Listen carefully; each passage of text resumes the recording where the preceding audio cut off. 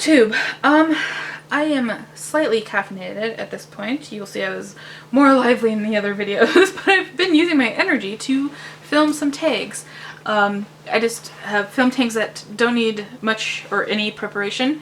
And I'm just rambling on because I have the energy to do so. So this tag is the 20 questions book tag. I saw it on The Broken Spine. I'm horrible with people's names, so I just refer to people by their channel names, just because I have like no memory for names, and I keep forgetting the mnemonic devices in order to remember people's names as well. So like those are my two memory issues: names and a mnemonic. Can't say the word. Devices for remembering names. Or to do those. Anyways, that's not what we're talking about. We're here to do this tag, and it was created according to The Broken Spine by Buy the Book on Goodreads. So I'll link that down below, and I'll link this video down below. And they're just random questions about books. I believe they're all about books. I didn't look at the questions because I'm totally prepared. And I'm looking down at my computer screen to get the questions, because I really don't have time to memorize 20 questions. 1. How many books let's say that again. How many books is too many books in a book series? Well, I'm not one to speak because The Wheel of Time has 14 books. The Malazan series, which I'm reading, has like 50 or something at this point. It's ridiculous. So I really, until the story's done, if the story should only be one book, don't stretch it out into 2. If the story needs to be, like 20 books long, then let it be 20 books long. It depends on the writing and the plot and the characters and everything. An author should listen to when the story's done. Right, J.K. Rowling? Listen to when the story's done. Just let it be. And let it go off and be. Don't keep adding to it. And anyways. And number 2, how do you feel about cliffhangers? I simultaneously love and hate them. I love the rush and the thrill and the adrenaline you get from them and wanting to know what goes on next. And I hate them because if they happen at the end of a book and the next book's not coming out, or you don't have the next book, or, you didn't care enough to read another book, but that one's still left on a cliffhanger, those kind of feelings I think everyone feels similarly.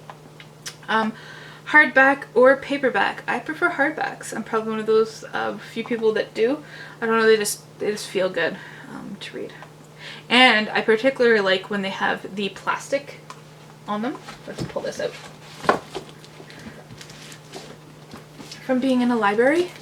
Yeah, I own this one now.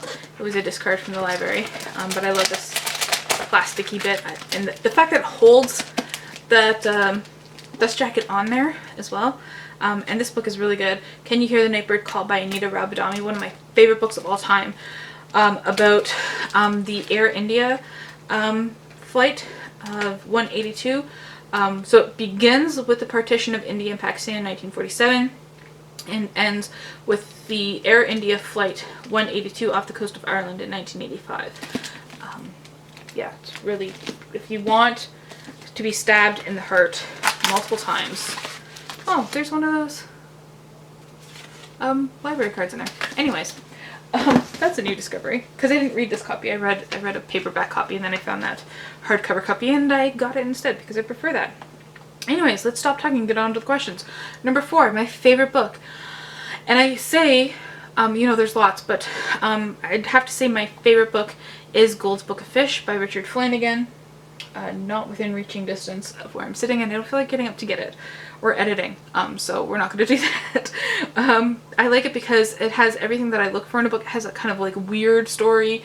It tells about something in a history in a place that's not typical.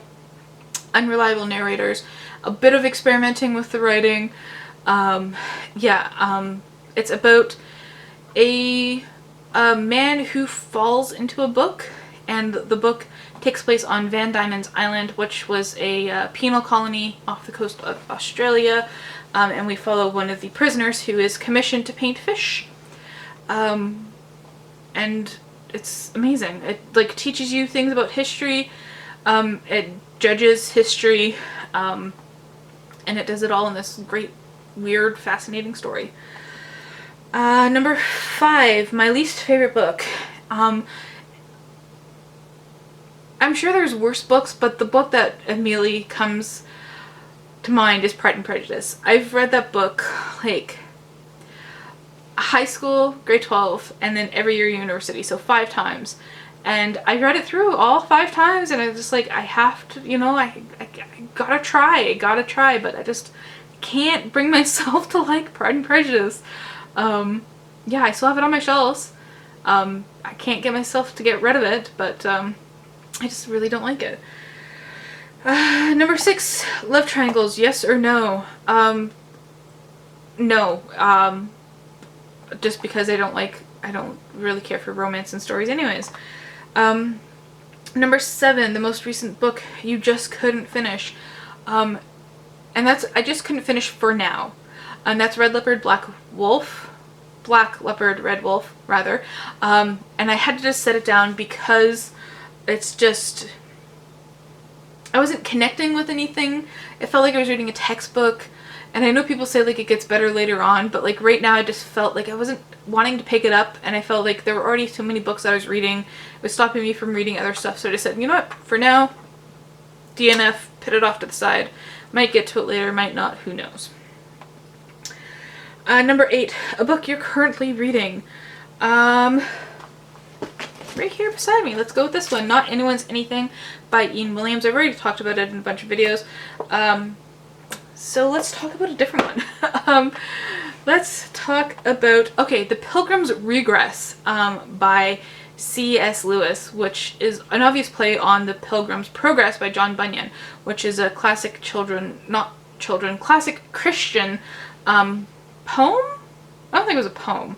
I haven't read it, so I mean, I should be talking about it. I'm talking about The Pilgrim's Regress, which is about a young man going on a journey, and it's supposed to be this very obvious allegory for Christianity and finding Christianity and exploring different aspects of Christianity.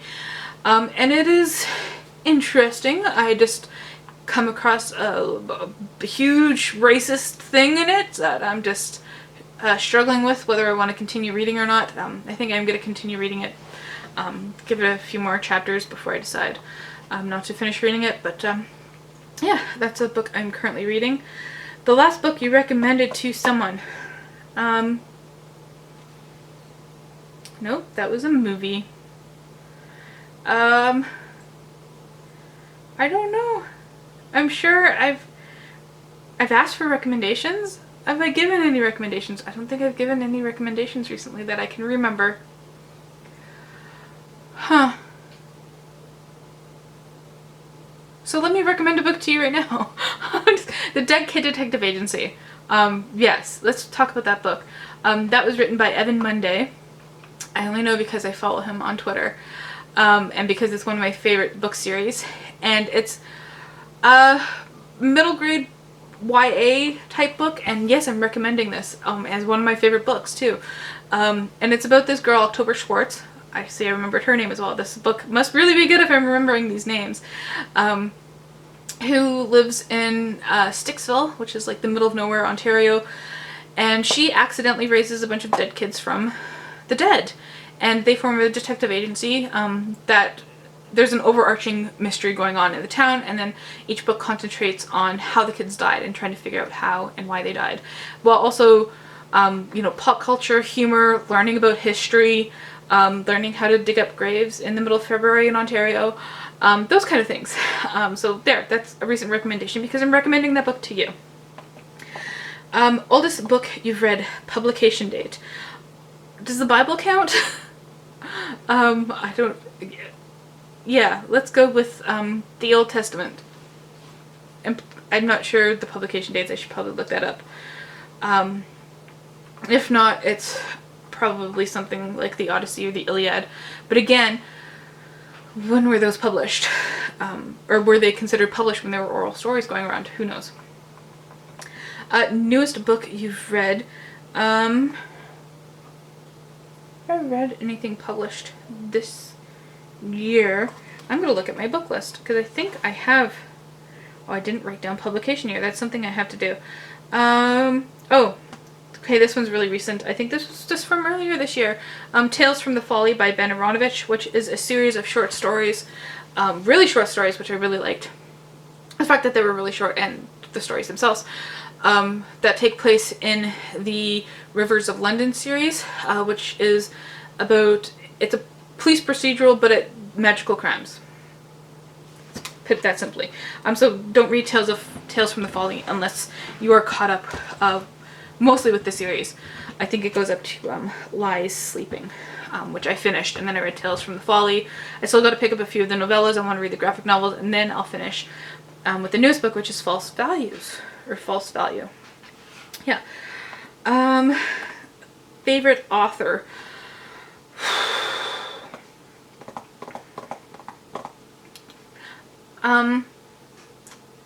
A new favorite author, a new auto-buy author. That's what I prefer saying, auto-buy. Like, I'll see their books and I buy it. I've only read 1.5 books by this guy, and it's Ian Williams, because he likes to experiment with his writing. And Mark C. Donalewski, I think I'll read anything that man writes, because again, it's experimental and it's really kind of interesting, the stories that he comes up with. Evan Munday, like I said. Anita Rao Badami. I already showed you one of her books, but here's another one. The Hero's Walk. This was the first book I read by her. And I've read every other book by her. Yeah. She hasn't published anything more yet, and I'm really looking forward to whatever she does next. And those are just off the top of my head. I'm sure if I thought about it, I'd come up with a bazillion more. Buying books or borrowing books. I'm much more about buying books. Mostly, I do love libraries, and the idea of libraries, I think they're very important. Unfortunately, in my small town, our library has to appeal to the population, and they tend to read things like John Grisham and Danielle Steele, and those kind of books don't really appeal to me. So I really don't find a lot of books in our current library. But yeah, I prefer to buy books so I can write in them anyways. A book you dislike that everyone else seems to love. I talked about this. Oh, I already talked about Pride and Prejudice. I don't know. I'm kind of in that part of booktube right now where everyone kind of reads their own stuff as opposed to like what everyone else is reading. And I haven't read a lot of the popular books that everyone seems to love. So I'm gonna have to go with Pride and Prejudice again there. Bookmarks or dog ears. I prefer to use bookmarks. I use these as bookmarks. They're little tabs, and they're like the perfect, as I fling it across the room, they're perfect to use as bookmarks. Stick out, and you always have your sticky tabs with you. Not that I mind dog ears, but you know.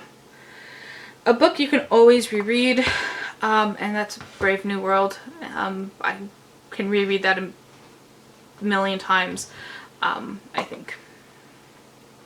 Number 17. Can you read while hearing music? As long as there's no lyrics and if it's quiet in the background. So classical music quiet in the background I can listen to while reading, but if it's louder, I want to pay attention to the music. I guess like kind of like, what's that, lo-fi beats or something like that? I'll put that on in the background sometimes. But mostly like for background noise while reading, I prefer to put on like rain ambiance. Yeah. One POV or multiple POVs? POVs equals point of views. Yes, they do. I like multiple point of views, but I'm not particular. However the story needs to be told, whether that's through one person or through multiple people, either way can be done well. 19. Do you read a book in one sitting or over multiple days? Over multiple days, over multiple sittings. I've been rereading Brothers Karamazov. I said that like a bazillion times through all these videos. But I'll sit there and read and then have to take like a 10-15 minute break from it, and then I'll go back to it. So it's not even like one sitting. It's like multiple sittings. Yeah. And last question, who do you tag? Everyone, because that's the way I do that. So that's it. That's the 20 questions book bookish questions tag thing. Thank you for watching.